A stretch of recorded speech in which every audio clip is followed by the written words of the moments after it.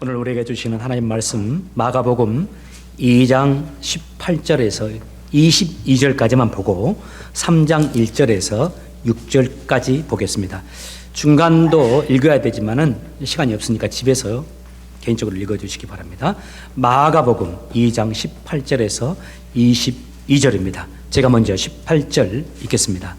요한의 제자들과 바리새파 사람들은 금식을 하였습니다. 사람들이 와서 말했습니다. 요한의 제자들과 바리새파 사람의 제자들은 금식을 하는데 어째서 선생님의 제자들은 금식을 하지 않습니까? 예수님께서 대답하셨습니다. 신랑의 친구들이 신랑과 함께 있을 때 금식을 하지 않는다. 그렇지 않느냐? 신랑이 자기들과 함께 있는 한 그들은 지금까지 않는다. 그러나 신랑을 빼앗길 날이 올 것이고 그날에 금식을 하게 될 것이다. 그 누구도 낡은 옷에 새 천조각을 대고 죽지 않는다. 만일 그렇게 하면 새로 된 조각이 낡은 옷을 당겨 더욱 못쓰게 될 것이다. 같이 읽겠습니다.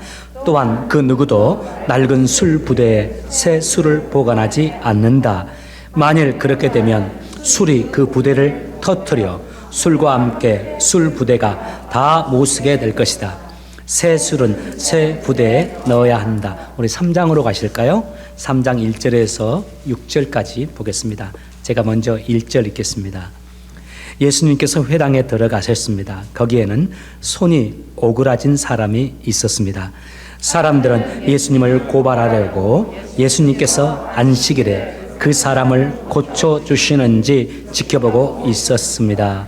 예수님께서 손이 오그라진 사람에게 말씀하셨습니다. 일어나서 나오거라. 그리고 그들에게 물으셨습니다. 안식일에 좋은 일을 하는 것이 옳으냐? 나쁜 일을 하는 것이 옳은 것이냐? 사람의 생명을 살리는 것이 옳으냐? 죽이는 것이 옳으냐? 그러자 사람들이 아무런 대답도 하지 못했습니다. 예수님께서 분노하시며 주위를 둘러보시고 사람들의 마음이 굳은 것을 아시고 슬퍼하셨습니다. 예수님께서는 그 사람에게 말씀하셨습니다. 내 손을 펴 보아라.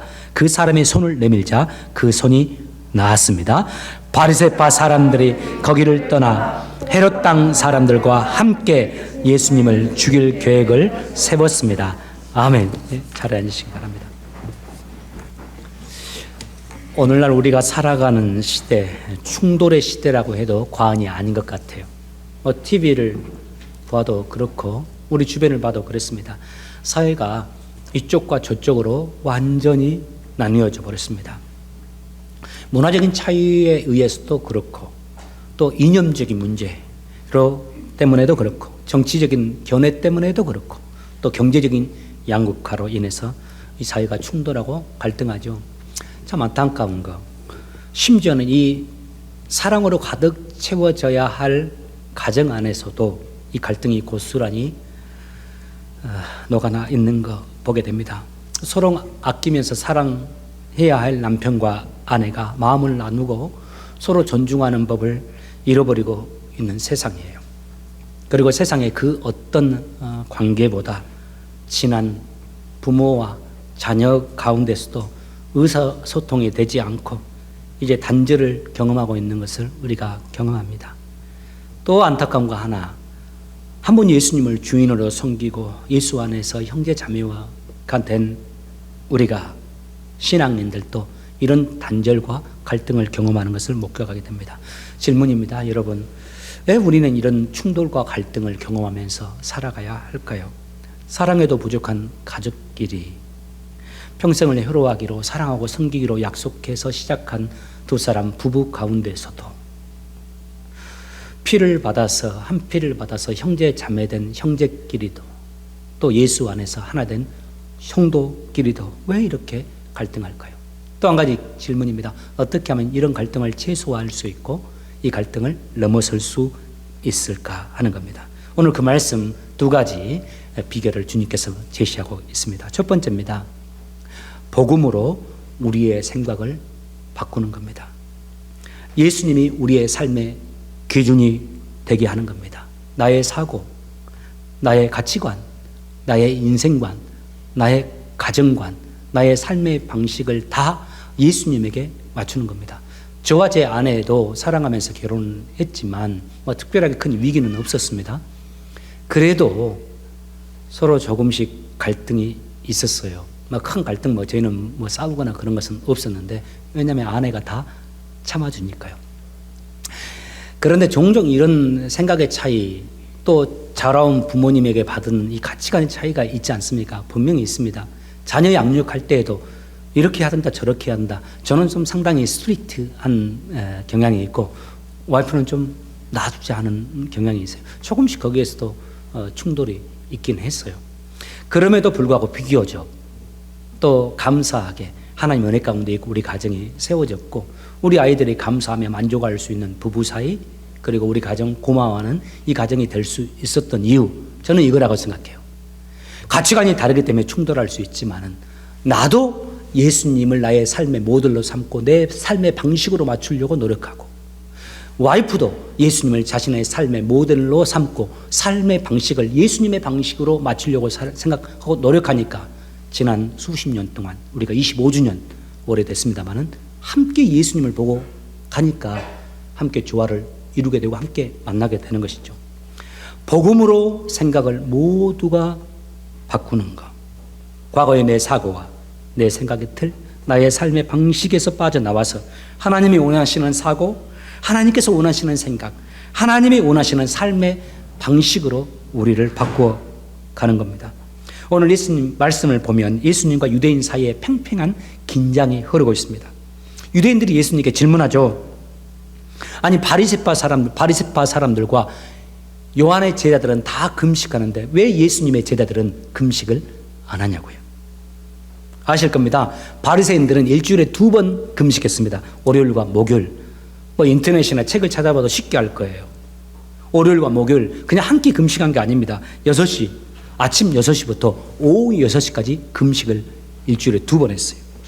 요한의 제자들도 어느 정도 금식을 했는지는 모르지만 상당히 많은 분량을 금식하면서 일주일을 보냈습니다. 그 질문을 받으신 예수님께서 하시는 말씀, 신랑이신 주님께서 아직 우리와 함께 하기 때문에 지금은 금식할 필요가 없다고 말씀하시죠. 그러나 머지않아 예수님께서 이제 사람들에게 잡혀서 십자가에 달려 죽고 예수님이 떠날 상황이 되면 그때 금식해야 할 타이밍이다, 이 말씀을 하세요. 이 주님의 말씀을 들은 유대인들은 그 말의 의미도 모르고 그 말에 동의할 수도 없죠. 또 하나의 충돌은 안식일의 충돌입니다. 하나의 충돌은 금식에 대한 충돌, 하나는 안식일에 대한 충돌입니다. 유대인들에게 안식일이 얼마나 중요한지 아실 겁니다. 안식일이 삶의 중심이었습니다. 이게 하나님께서 만드신, 하나님께서 유대인들에게 말씀하신 법이었어요. 하나님께서 세상을 6일째 창조하시고 7일째 쉬셨지 않습니까? 안식일을 지킨다라는 것은 하나님께서 온 세상, 우리까지 포함해서 세상을 지은 창조주임을 기억하는 겁니다. 하나님이 창조주시고 나는 피조물이라는 것을 기억하는 거, 내 생명의 근원이 하나님이시고 내 인생의 주인이 하나님이심을 고백하는 게 안식일이었습니다. 하나님은 온 인류의 주인이신, 온 인류의 창조주 되심을 기억하고 지키고 그 뜻에 살게 하기 위해서 안식일을 지키라 하셨죠. 안식일의 주인 되신 예수님께서 이 땅에 오시기 전까지 하나님께서 이스라엘 백성들에게 삶의 중심, 신앙의 중심이 안식일이 되게 하셨어요. 그런데 오늘 본문 2장 23절에 보면 예수님의 제자들이 안식일에 논쟁이 될 만한 일을 하나 행합니다. 23절에 보니까 안식일에 예수께서 밀밭 사이로 지나실 때, 제가 개역개정으로 기록해 놓았습니다. 그의 제자들이 길을 열어 이삭을 자르며 바리새인들이 예수님께 말하되 보시오, 저들이 어찌하여 안식일에 하지 못할 일을 하나이까. 길을 가다가 예수님의 제자들이 좀 시장했던 모양이에요. 길을 지나다가 옆에 밀밭이 있으니까 밀 이삭을 좀 따가지고 그것을 비벼서 먹었어요. 자, 여러분, 질문입니다. 길을 가다가 배가 고프다고 해서 나의 밭도 아닌데 주변에 있는 밭에 밀 이삭 머리 따서 비벼서 먹는 거 죄입니까? 죄 아닙니까? 우리가 요즘으로 생각하면 흔히 죄라 생각할 수가 있죠. 그러나 이스라엘 백성들에게 당시 하나님이 주신 말씀은 그렇지 않았습니다. 신명기서 2장 23장 25절에 보면 하나님께서 이스라엘 백성들에게 이렇게 말씀하셨어요. 너의 이웃의 곡식밭에 들어갈 때 네가 손으로 그 이삭을 따도 가하니라.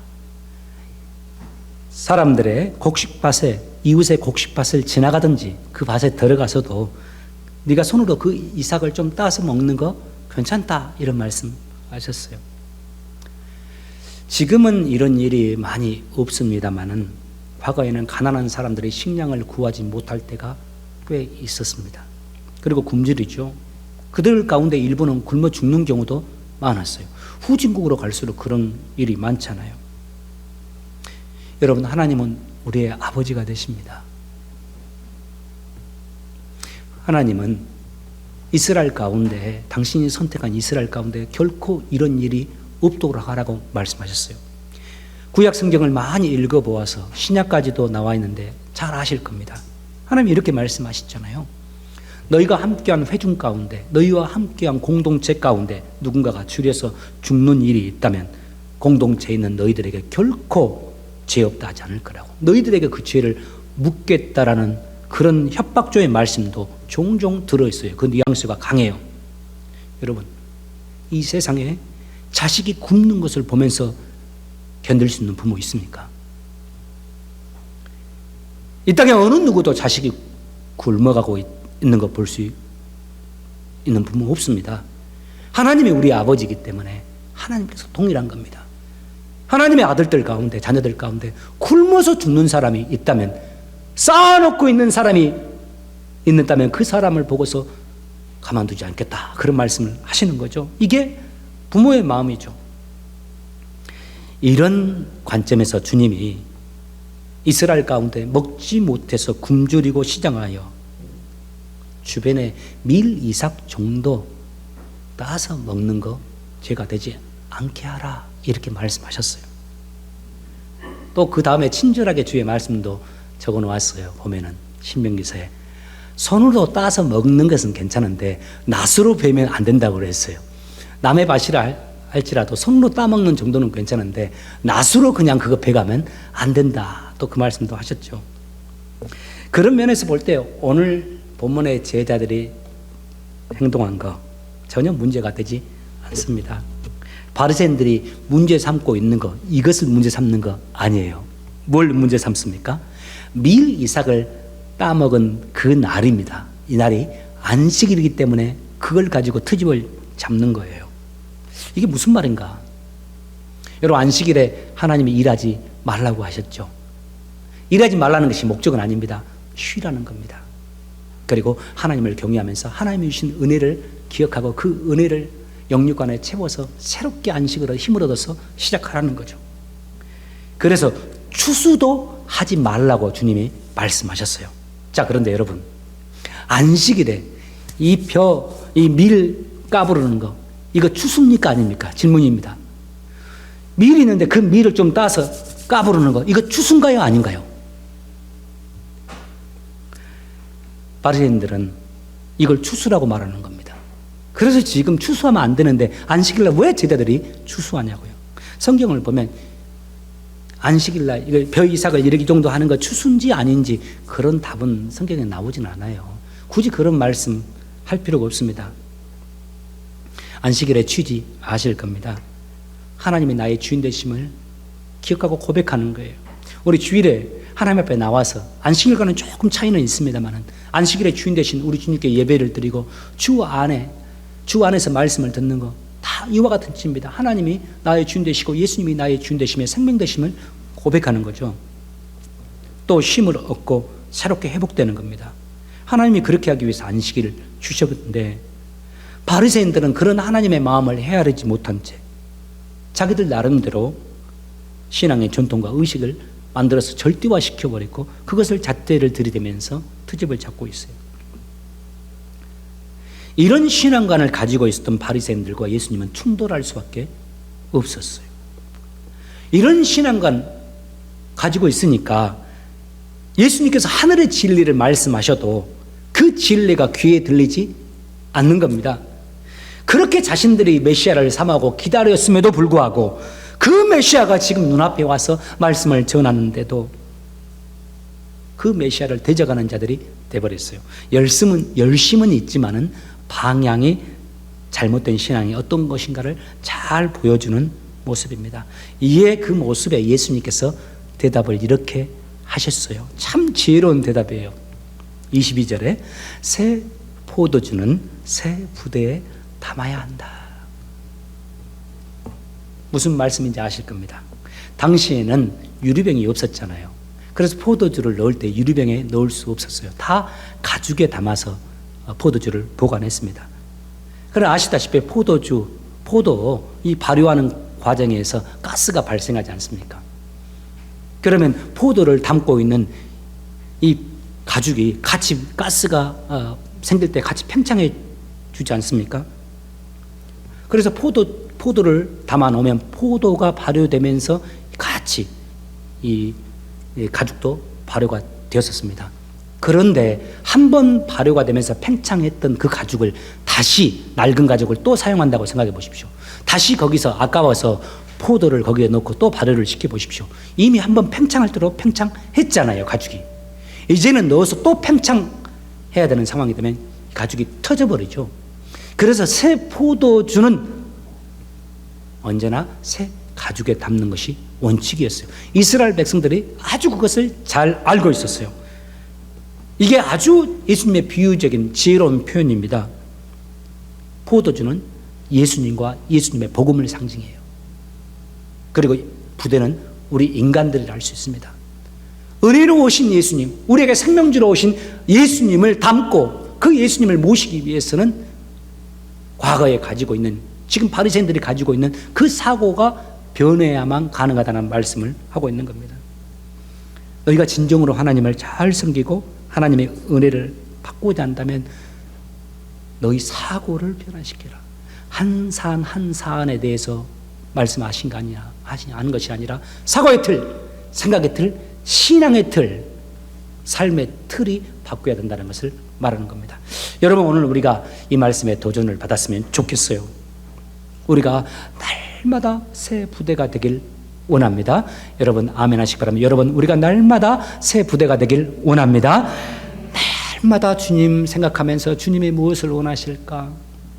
주님은 이 상황에서 어떻게 하시는 걸까? 지금 내가 이렇게 하는데 우리 주님이 기뻐하실까? 자녀를 양육할 때도, 부부 관계 속에서도, 또 성도 관계 속에서도, 또 좀 힘들죠. 믿지 않는 사람들과 사는 저 일상 속에서도 항상 주님을 생각하면서 주님이라면 이 상황에서 어떻게 하실까? 내가 완전히 주님처럼 하면 좋지만은 그렇지 못한다 할지라도 주님이라면 어떻게 하실까를 묵상하면서 생각하면서 최선을 다해서 주님이 원하시는 모습으로 행하면, 그러다 보면 우리의 생각의 틀이 변하고 가치관이 변해서 우리가 새 부대가 될 겁니다. 갈등을 넘어서 하나님의 은혜에 머무는 사람, 하나님의 은혜가 머무는 사람이 되기 위해서 또 필요한 두 번째 비결입니다. 우리 같이 4절을 한번 읽었으면 좋겠어요. 같이 읽겠습니다. 시작. 그들에게 이르시되 안식일에 선을 행하는 것과 악을 행하는 것, 생명을 구하는 것과 죽이는 것, 어느 것이 옳으냐 하시니 그들이 잠잠하거늘. 우리 사이의 갈등과 서로 간에 있는 이 충돌을 피하기 위해서 또 주님이 우리에게 주시는 두 번째 말씀, 항상 우리는 살려주는 사람이 되라는 말씀입니다. 예수님이 회당에 들어가시니까 3장에 보면 한쪽 손이 마른 사람이 거기에 있었어요. 어렸을 때 성경은 있는데 한쪽 손이 말랐다, 이게 좀 이해가 안 되더라고요. 무슨 말인지. 그때는 영어도 몰랐으니까. 지금같이 인터넷이나 이런 것이 어렸을 때 있어서 손이 말랐다 무슨 말일까 하고 쳐보면 알 텐데 그때는 몰랐어요. 손이 말랐다는 거, 이제 손을 사용할 수 없게 돼버린 겁니다. 손을 다쳐버렸어요. 기록에 의하면 이분이 석수장입니다. 손으로 우리 교회도 사이딩 하는 분이라든가 또 마루 까는 분들이 있는데 다 이렇게 망치질 많이 하죠. 근데 이 석수장애들은 정과 이 망치로 먹고 사는 사람들입니다. 그때 당시에 참 어려운 직종 가운데 하나였어요. 지금은 그래도 특히 미국은 노동의 대가만큼 많이 받는 그래도 나라잖아요. 과거로 갈수록 이 노동자들이 어려움을 당했는데요. 이 망치와 정으로 살다 보니까 아마 한쪽 손이 다 망가져가지고 쓰지 못하게 된 것 같아요. 지금같이 손을 다치면 보험이 있어서 이제 어느 정도 커버가 돼서 먹고 살 수 있도록 하는 그런 시대가 아니잖아요. 그리고 당시에 속수생애들은 거의 한 달 벌어서 한 달 먹고 살고 하루 벌어서 하루 먹고 사는 아주 하층의 노동자들이었습니다. 그런데 이 사람이 그 손을 다쳐버렸어요. 생계 유지가 안 되는 겁니다. 이 말씀 묵상하는데 참 마음이 아프더라고요. 얼마나 이분이 힘들었을까. 이 사람의 손만 문제가 아니라 이 손이 다침으로 이분이 책임져야 될 자녀들이 있잖아요. 가정이 있잖아요. 아버지로서 돈을 벌어서 가지고 가야 되는데 이제 내 자식들이 꼼짝없이 굶고 어려운 상황 속에 있지 않습니까? 회복될 수 있는 게 또 아니에요. 이게 고장나가지고 이제 다쳐가지고 이제는 아주 직종을 바꾸든지 정말 힘들게 살아갈 상황이 된 겁니다. 가슴 아픈 이야기죠.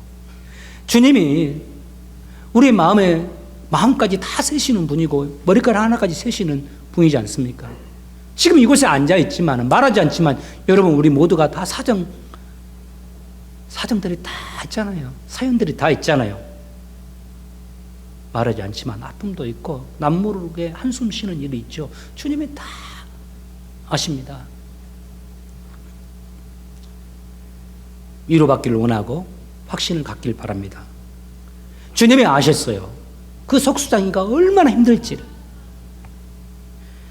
고쳐주고 싶은데 그런데 고쳐줬다가는 또 예수님의 입장이 난처해 줄 수 있는 상황이었습니다. 그 이유가 2절에 나오잖아요. 사람들이 예수님을 고발해 하여 안식일에 그 사람을 고치시는가 주시하고 있거늘. 유대인들이 예수님을 주시하고 있어요. 특히 바리새인들이. 예수님이 그 사람을 도와줄까? 그것에 관심을 두고 있는 거 아닌가 하실 겁니다. 예수님이 그 사람을 고치면 예수님 고발하려고 주시하고 있는 거예요. 그 이유 알 겁니다. 당시 바리새인들 병을 고치는 것은 괜찮은데 안식일에 병을 고치는 것은 안 된다고 했어요. 이 사람들이 그렇게 보는 겁니다. 지금 트집을 잡는 겁니다. 여러분 병 고치는 거 일입니까 아닙니까? 안식일에 일하지 말라고 했다 하면서 예수님이 그 손 마른 사람 고치는 그 행위 일이라고 보는 겁니다. 그렇게 트집 잡으려고 또 지켜보는 거예요. 이 주시하다, 지켜보다라는 단어가 헬라어로 파라테레오라는 단어예요. 보다, 주시하라는 단어가 몇 가지가 있거든요. 성경에서. 영어도 여러 가지가 있듯이 파라테레오라는 단어가 아주 부정적인 의미로 고속거리를 찾기 위해서 계속적으로 관심을 두고 보고 있는 상황을 표현할 때 파라테레오라는 단어를 사용해요. 얼마나 무서운 사람들입니까? 신앙이라는 사람들이 이럴 수 있어요? 하나님을 섬긴다면서도 이 손 마른 사람이 겪고 있는 그 고통은 한중에도 없는 겁니다. 그들의 관심, 어떻게 하면 예수님을 트집 잡을까 하는 거죠. 이에 대해서 예수님의 반응을 보십시오. 5절에 보면 그들의 모습을 보고서 예수님이 어떤 마음을 가지셨는지를 기록하고 있어요. 5절에 예수님께서 그들의 마음이 완악함을 탄식하사 노하심으로, 그들의 마음이 너무 악하다. 그리고 예수님이 탄식하셨다고 했어요. 이 손 마른 사람을 보고서 저런 관점으로 바라보고 있으니 참 악하다. 완악하다고 평가하셨고 탄식하고 노하셨어요. 그 다음에 그 다음을 한번 보십시오. 주님은 그 악한 이들에 의해서 미움과 정죄를 받을 것을 아시면서도 그 손 마른 사람을 대중 앞에 세웁니다. 그리고 예수님께서 다가가셔서 그 손 마른 사람의 손을 만지셔서 그 손을 회복시켜 주셨어요. 그러시면서 주님께서 우리에게 주시는 가장 소중한 교훈의 말씀을 4절에서 합니다. 그들에게 이르시되 안식일에 선을 행하는 것과 악을 행하는 것, 생명을 구하는 것과 죽이는 것, 옳은 것이 오르냐 하시니 그들이 잠잠하거늘. 한마디로 무슨 말씀하시는 거죠? 살려주는 사람이 되라는 겁니다. 너희는 사람을 구하고 생명을 구하는 사람이 되라는 말씀이죠. 정말 이 말씀 우리의 마음에 새기면서 이제 4월을 마감하고 5월을 시작했으면 합니다. 여러분, 살려주는 저와 여러분 되시길 주의 이름으로 축복합니다. 성도를 살려주십시오. 집사님들도 살려주시고, 장로님도 살려주시고, 남편도 살려주시고, 와이프들도 살려주십시오. 주님의 사랑으로요. 우리 예수님 보십시오. 안식일에 손 많은 사람 고쳐주심으로 인해서 두고두고, 여러분 성경 읽은 분들 아실 거예요. 바리새인들에게 고난을 당하게 되고, 바리새인들에게 고소를 당하게 되고, 고통을 당하게 되는 아주 중요한 이 트집거리가 된 것이 바로 안식일을 지키지 않는 것이라는 거였습니다. 손 마른 사람 고쳐주는 힘으로 인해서 두고두고 바리새인들에게, 유대인들에게 안식일을 범한 자라는 오해를 받을 줄 아시면서도 주님은 그 사람을 살리는 것을 선택하셨어요. 그뿐 아닌지 아시지 않습니까? 우리 주님께서 마지막 순간까지 십자가에 달리셔서 마지막 피 한 방울까지 다 흘리면서 우리들 살려주셨잖아요. 그리고 그 은혜로 지금 우리가 영원한 생명을 얻었고 하나님의 자녀가 되었지 않습니까? 그분의 십자가가 아니었다면, 그분이 자신을 내어주심으로 우리를 살려주시지 않았다면 우리가 영원히 마귀의 자녀가 되어지고 지옥을 향해 가던 자들 아닙니까? 그 주님께서 우리를 살려주시기 위해서 십자가에 달리셔서 생명을 주셨습니다. 2022년 4월 마지막 주일입니다. 우리 주님께서 주시는 말씀, 너희들은 새 부대가 되어라.